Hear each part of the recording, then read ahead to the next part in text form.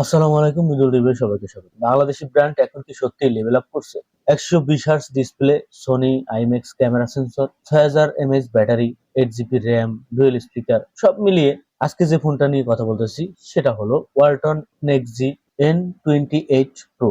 কিছুদিন আগে 28 নিয়ে কথা বলছিলাম, আজকে প্রো নিয়ে কথা বলবো। তো 2026 সালে এই ফোনটা শুধু হাইপ নাকি অনেক কিছুই দিছে, মানে NXG 28 এর ভিতর যা ছিল এবং প্রোর ভিতর কি আছে, কি পার্থক্য আনছে এবং কোন কোন জায়গায় ঘাটতি লাগছে এবং আসলেই কি কোনো কিছু ইমপ্রুভ করছে কিনা, কেন প্রো নিয়ে আসলো বা প্রোর ভিতর কি স্পেশাল আছে সেটাই আমরা জানতে চলেছি। ফোনটা কেনার আগে অথবা আপনি যদি নাও কিনে থাকেন, যারা কন্টিনিউ ভিডিও দেখেন তাদের এই ভিডিওটা দেখা উচিত। আজকে আমরা পুরো অনেস্ট রিভিউ করবো, গুড প্লাস ব্যাড সবকিছুই আজকে আলোচনা করতেছি। তো পুরো ভিডিওটা দেখবেন, তার আগে যেটা করবেন ভিডিওটা শেয়ার করে দিবেন, লাইক করবেন, আপনার মূল্যবান কমেন্ট জানাবেন। যারা ফেসবুকে দেখতেছেন ফলো করবেন, যারা ইউটিউবে দেখছেন চ্যানেলটা সাবস্ক্রাইব করে পাশে থাকবেন। তো প্রথমে আপনার ফোনটা যখন বক্স থেকে আনবক্সিং করবেন তখন বক্সের ভিতর আসলে আমরা কি পাচ্ছি? ফোন পাচ্ছি, চার্জার পাচ্ছি, একটা কেবল পাচ্ছি, ট্রান্সফারেশন কেস পাচ্ছি, সিম ইজেক্টর টুলস পাচ্ছি এবং ডকুমেন্টেশনও পাচ্ছি। বর্তমানে ফোন বাজারে বক্সের ভিতর আমরা কিন্তু অনেক কিছু পাই না, পারলে তারা কেবল চার্জার সবকিছুই রাইখে দেয়। তো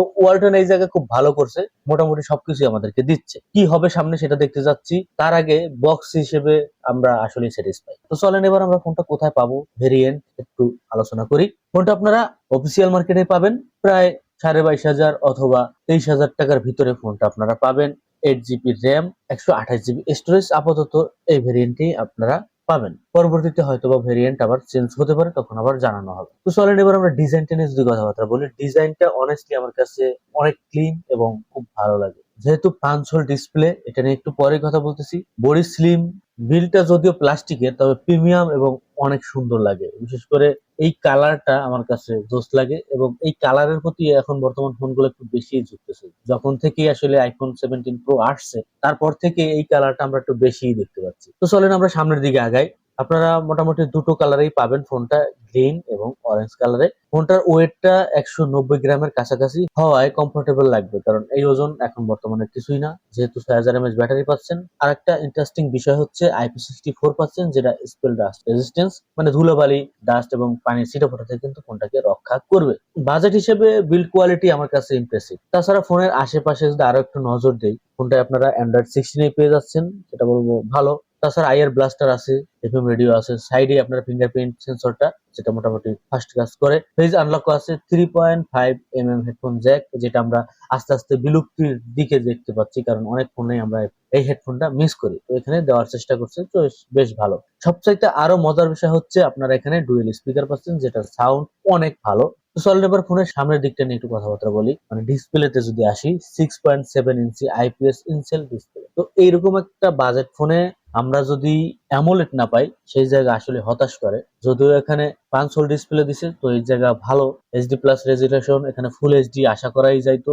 120 রিফ্রেশ রেট থাকার কারণে স্ক্রলিং স্মুথই লাগে, মোটামুটি ঠিকঠাকই আছে। তবে ফুল এইচডি প্লাস হইলে ফেসবুক, ইউটিউব, যখন আপনি ইউটিউবে ভিডিও গুলো দেখবেন তখন একটু শার্পের একটু ঘাটতি পাবেন। তাছাড়া আরো পাচ্ছেন ব্রাইটনেস 480 নিটস, যেটা ইনডোরে ভালো, কিন্তু যখন আপনি ডিরেক্ট সানলাইট ইউজ করবেন তখন কিন্তু স্ট্রাগল করতে পারে। এই বিষয়টা আপনাকে মাথায় রাখতে। মোটামুটি গেম খেলতে গেলেও আপনারা মোটামুটি একটা স্মুথের ব্যাপার পাবেন। সেই জায়গায় আসবো, সেই জায়গায় আসতেছি, কারণ আমরা এখনই আলোচনা করব পারফরমেন্স নিয়ে। তো চিপসেট হিসেবে এখানে মিডিয়াটেক হেলিও G81 দিছে। তো এই চিপসেট সম্পর্কে আমরা অনেকেই জানি, তবে এরকম একটা বাজেটের ফোনে এই চিপসেটের চাইতে আমরা ভালো চিপসেট আশা করতেই পারি। এই চিপসেট আমরা দেখছি 15,000 16,000 টাকার ফোনগুলোতে, কিন্তু যখনই 22,000 টাকার প্লাস ফোন তখন আসলে এই চিপসেট আসলেই যায় না। তো স্মুথ পারফরমেন্স পাবেন, কারণ এখানে আপনারা 8 জিবি র্যাম পাওয়ার কারণে ফেসবুক, মেসেঞ্জার, টিকটক, ইউটিউব সবকিছু কমফোর্টেবল রান করবে। এবং যদি গেমিং এর দিকে আসি, ফ্রি ফায়ার স্মুথলি খেলতে পারবেন, পাবজি ব্যালেন্স সেটিং এ প্লেয়াবল। আবার এখানে যেটা করছে 128 জিবি দিচ্ছে, কিন্তু আমরা যখন ওয়ালটন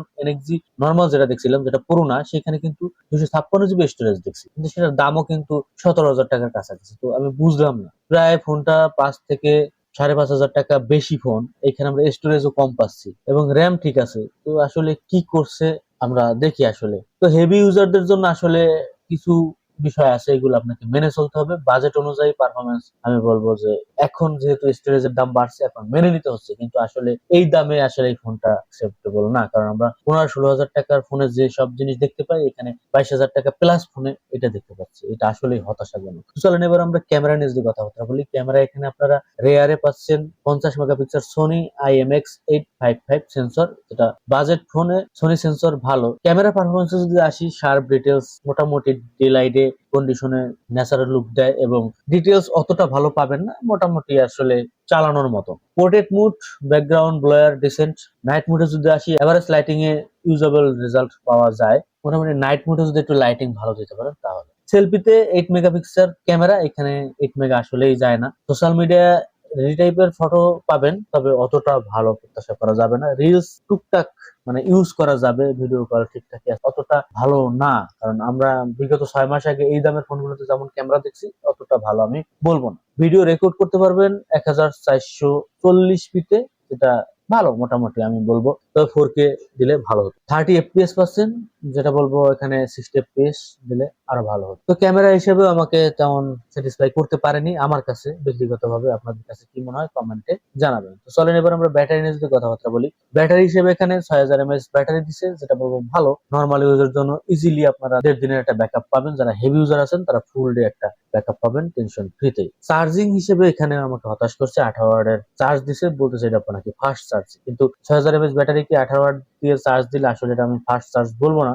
আর একটু বাড়াই দিলে ভালো হতো। এটা ফার্স্ট আমার কাছে অ্যাকসেপ্টেবল মনে হচ্ছে না। আপনাদের কাছে কি মনে হয়? তো চলেন এবার আমরা ফোনের ভালো দিক এবং হতাশ করছে যেসব বিষয়। ভালো দিক, 120 Hz ডিসপ্লে পাচ্ছি, সোনি IMX সেন্সর ক্যামেরা, যেটা আমি অতটাও ভালো বলবো না, তারপর মোটামুটি ঠিকঠাকই আছে। ব্যাটারিও মোটামুটি ঠিকঠাক আছে। ডুয়েল স্পিকার পাচ্ছি, 8 GB র্যাম পাচ্ছি, প্রিমিয়াম ডিজাইন পাচ্ছি। হতাশের বিষয় হচ্ছে HD plus display only, brightness আরো ভালো হতে পারতো। হেভি গেমিং না, চার্জিং এর দিকেও ইমপ্রুভ করা। তো কোশ্চেন হচ্ছে এই ফোনটা কার জন্য? যদি আপনি চান big battery, smooth display, good camera, Bangladesh brand, balanced একটা পারফরমেন্স লঞ্চ করছে, এরকম একটা ফোন যদি কিনতে চান, তো ব্যালেন্স আপনার কাছে নাই, তাহলে দেখতে পারেন।